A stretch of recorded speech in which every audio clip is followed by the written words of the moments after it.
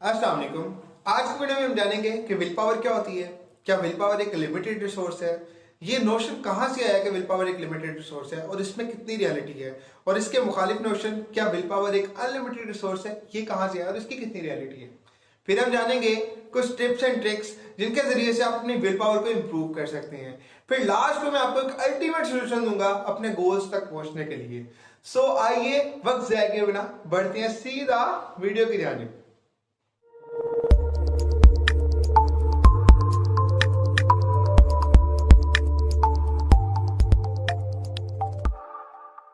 तो सबसे पहले बात करते हैं जी विल पावर क्या होती है। अगर आप विल पावर की डेफिनेशन को गूगल करेंगे ना तो आपको बहुत सारी डेफिनेशंस मिलेंगी, बट मैं आपको आसान अल्फाज में समझाता हूं। विल पावर एक ऐसी एबिलिटी है जिसके जरिए से आप अपनी नेगेटिव एनर्जीज है, नेगेटिव डिजायर्स है, उनको कंट्रोल करते हैं। यानी कि आप अपने लॉन्ग टर्म गोल्स को पाने के लिए जिन जिन डिस्ट्रैक्शंस का मुकाबला करते हैं, जिन जिन नेगेटिव चीजों का मुकाबला करते हैं, उन सब का मुकाबला करते हैं आप अपनी एनर्जी के जरिए से, जिसको कि हम विल पावर कहते हैं। ठीक है, अब यहां तक आपने विल पावर की डेफिनेशन जानी। अब हम जानते हैं कि विल पावर एक लिमिटेड रिसोर्स है या अनलिमिटेड रिसोर्स है। सबसे पहले बात करते हैं कि विल पावर एक लिमिटेड रिसोर्स है, यानी कि टाइम के साथ कम हो जाता है। ये कहां से नोशन आया और किस तरह से ये जो है अवाम में राइज हुआ, इसके लिए हमें 1979 में जाना पड़ेगा। अमेरिकन साइकोलॉजिस्ट है रॉय बैनिस्टर। इन्होंने क्या किया, इन्होंने एक कहते मेरा एक जर्नल नोशन था कि जो स्टूडेंट सॉक्स अच्छी पहन के आते हैं, क्लीन पहन के आते हैं ना, वो अपने असाइनमेंट पे टाइम पे बनाते होंगे। कहते जबकि रियलिटी इसके बिल्कुल उलट थी।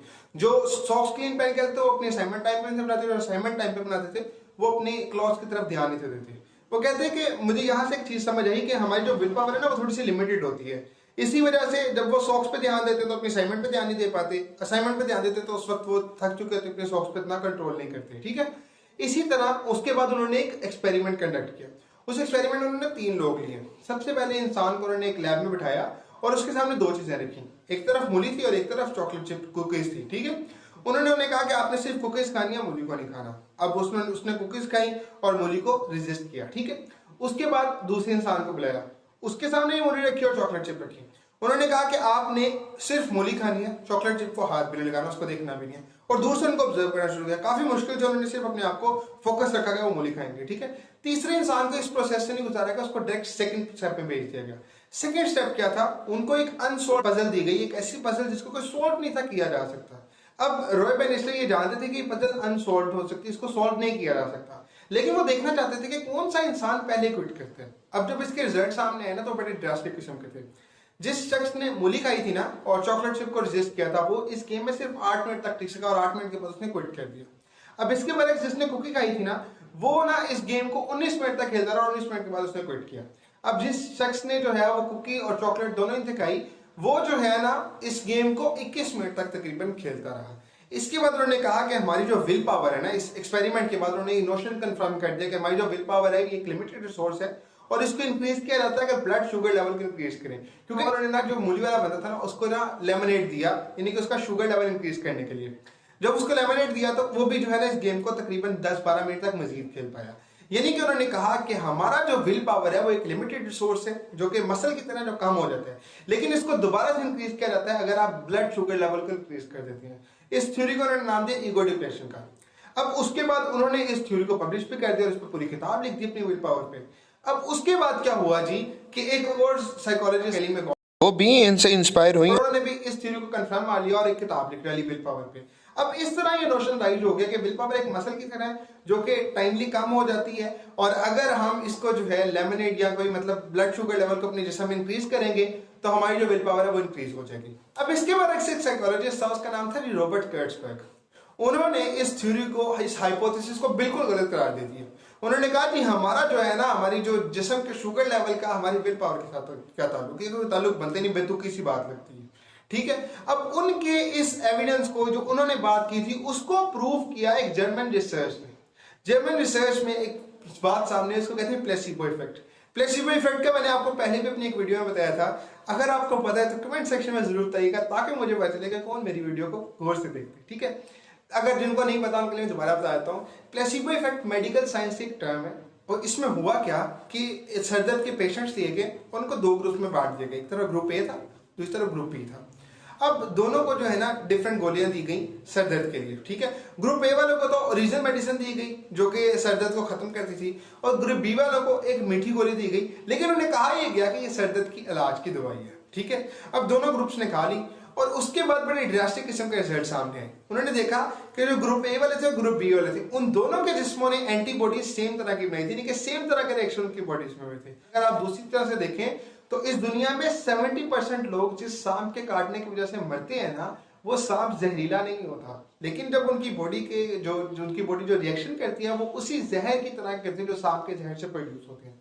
यानी कि आपकी साइकोलॉजिकल लेवल पे, आपके अनकॉन्शियस लेवल पे जब आपको बिलीव होगा कि एक चीज मेरे साथ से इनकर हो रही है उसी तरह से, तो उसके रिजल्ट भी वैसे ही आना शुरू हो जाएंगे। जैसे जो मीठी गोली थी उन्हें लगा था, उनके सबकॉन्शियस को यकीन था कि मीठी गोली नहीं है बल्कि सरदर्द की गोली है, तो उनके जिस्म ने उसी तरह के एंटीबॉडीज प्रोड्यूस की।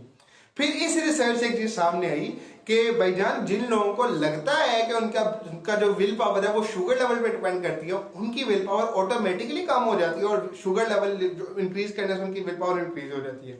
और जो लोग इस मिथ को नहीं मानते उनकी विल पावर का शुगर लेवल के साथ कोई ताल्लुक ही नहीं होता। ठीक है, इस तरह से ये दो रिसर्च सामने आई थी और इन दो रिसर्च के बाद हमें ये रिजल्ट्स मिलते हैं। ठीक है, अब आपके लिए यहाँ पे सवाल है कि आप मुझे बताएं कि आप क्या समझते हैं, क्या शुगर लेवल की वजह से आपकी विल पावर इंक्रीज होती है या डिक्रीज होती है? कमेंट सेक्शन में जरूर बताइएगा। ये जो आइडिया था विल पावर का, ये मैंने एक किताब से लिया है जिसको आपको मैं 2 दिन पहले एक्सप्लेन कर सका हूँ, how to build self discipline. अगर आपने उस किताब का रिव्यू नहीं देखा तो बड़ी जबरदस्त किताब है, आप आई बटन पर क्लिक करके उस किताब को भी देख सकते हैं। अब बात करते हैं कि क्या टिप्स एंड ट्रिक्स हैं जिसके जरिए से आप विल पावर को इंक्रीज कर सकते हैं। कैली मैगॉन, जिसके बारे में मैं पहले आपको बता चुका हूँ, इनकी किताब से ये टिप्स ली गई हैं। ये 5 तरह के टिप्स देते हैं। सबसे पहले कहते हैं कि जब भी आपको लगे आपकी विल पावर कम होने लगी है तो उसके बाद अपने गोल को याद कीजिएगा कि आपका मकसद क्या था। कहते हैं कि सेल्फ कंट्रोल में और विल पावर को इंक्रीज करने में अहम रोल प्ले करती है आपकी गोल्स। अगर आपको अपने गोल्स याद है तो आप फोकस्ड रहेंगे और आपकी विल पावर जो है वो इंक्रीज होती रहेगी, वो विल पावर आपकी इंप्रूव होती रहेगी। ठीक है, चीज ये कहते हैं कि आप अपने स्ट्रेस के साथ कोप अप करें। जितना आप अपने स्ट्रेस को कम रखेंगे, जितना अपने स्ट्रेस को लिमिटेड रखेंगे, उतना ही आपका जहन बेहतरीन तरीके से परफॉर्म करेगा और उतनी ही आपकी विल पावर इंक्रीज होगी। ठीक है, तीसरी चीज ये कहते हैं कि आप जो है ना अपने कोलीग्स के साथ रब्ता करें। जब आपको लगे ना कि आपकी विल पावर कम हो रही है तो अपने दोस्तों को देखें जो कि उसी चीज के साथ फाइट कर रही हैं। जब आप उनके पास बैठेंगे, उनके साथ बात करेंगे तो आपको अंदाजा होगा कि अगर वो कैसे तो आप भी कैसे, सर आपकी जो है विल पावर है वो इंक्रीज होती रहेगी। ठीक है, चौथी चीज ये कहते हैं कि अपनी गलतियों को भुला दें, अपनी मिस्टेक्स को भुला दें, उनको पास्ट में ही छोड़ें। देखिए, अगर आपने एक गोल बनाया था कि आपने उसको अचीव करना और आप उसको नहीं अचीव कर पाए, आप टेम्पटेशन का तो मजबूर हो गए, आप अपनी डिजायर्स का तो मजबूर हो गए। अगर आप इस गलती को याद रखेंगे ना तो आप हमेशा ये बिलीव करते रहेंगे कि आपकी विल पावर बहुत कम है, जिसकी वजह से प्लेसिबो इफेक्ट की वजह से आपकी विल पावर कम होती रहेगी। अगर आप अपनी पास्ट को, मिस्टेक्स को भुला देते हैं और उनसे सबक लेके आगे बढ़ते हैं और उन चीजों को अवॉइड करते हैं तो आपकी विल पावर ऑटोमेटिकली इंक्रीज होती रहेगी। पांचवी चीज ये कहते हैं कि जस्ट कीप इट गोइंग। कहते हैं कि उसको जो है ना सिंपल रखो और उसको जाने दो। जितना आप उसको सिंपल रखेंगे, नहीं कि जितना शॉर्ट रखेंगे, उतनी ही आपकी विल पावर इंक्रीज होती रहेंगी। नहीं कि एकदम से बड़े बड़े प्लान्स ना बना लें, एकदम से बड़ी बड़ी चीजें सेट ना कर लें, छोटे छोटे स्टेप्स लें, छोटी छोटी चीजें बनाएं और उनको अचीव करें। उससे आपको लगेगा कि आपकी विल पावर इंक्रीज होती जा रही है। ठीक है, अब यहां तक तो आपने टिप्स एंड ट्रिक्स को जाना। अब मैं अपने वादे के मुताबिक आपको अल्टीमेट सोल्यूशन देने जा रहा हूं। देखिए, दुनिया के जो टॉप परफॉर्मर्स है ना, ये लो मोटिवेशन भी फील करते हैं, एट टाइम्स इनकी विल पावर भी कम होती है। मतलब कि हर दफा इंसान कंट्रोल नहीं कर पाता। लेकिन एक चीज जो ये टॉप अचीवर्स करते हैं, ये ऑटोमेशन पे बिलीव रखते हैं। ये अपनी हैबिट्स को ऑटोमेट करते हैं, ये अपनी रूटीन्स को ऑटोमेट करते हैं। ये उस चीज को नहीं करते जिनके लिए इनको मोटिवेशन चाहिए होती है काम को करने के लिए।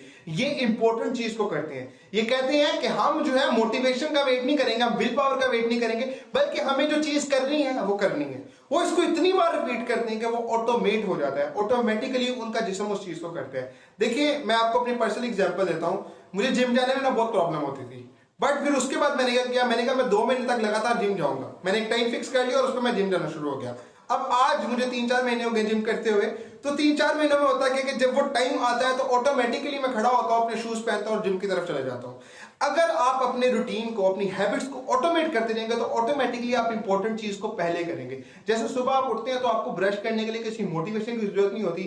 आप ये नहीं कहते कि आज विल पावर ऊपर होगी तो ब्रश करने जाऊंगा वरना नहीं करूंगा। आप ऑटोमेटिकली जाते हैं और जाके टूथब्रश पे पेस्ट लगाते हैं और दांत साफ करना स्टार्ट कर देते हैं। इसी तरह जब आपको आदत हो जाएगी अपने इंपॉर्टेंट काम को पहले करने की, तो सोशल मीडिया हो, कोई भी डिस्ट्रैक्शन हो, कोई भी डिमोटिवेशन हो, ये आपकी एनर्जी हावी हो ही नहीं सकेगी। बिकॉज आपका माइंड, आपका जो बॉडी है वो एक ही चीज पे लाइन होगी। सो अपने आप को ऑटोमेशन की हैबिट में लेके अपने आप को इस ट्रैप से बाहर निकालें, मोटिवेशन और विल पावर के ट्रैप से। ठीक है, यही हाईली सक्सेसफुल अचीवर्स की सबसे बड़ी निशानी है कि वो अपनी रूटीन को ऑटोमेट करते हैं। इसी पैगाम के साथ आपसे इजाजत चाहता हूं। उम्मीद करता हूं कि आपको ये वीडियो समझ आई होगी, वीडियो पसंद आई होगी। पसंद आई है तो अपने दोस्तों रिश्तेदारों के साथ शेयर जरूर करें, सदका जारिया समझते हुए। कमेंट सेक्शन में अपनी कीमती राय का इजहार जरूर करें और इस तरह की मजीद वीडियोस देखने के लिए हमारे चैनल को हल्का सा सब्सक्राइब करके घंटी के निशान को दबा के भाग जाए। अल्लाह ताला आपको दुनिया की तमाम कुछ अता फरमाए। आमीन। खुदा निगहबान।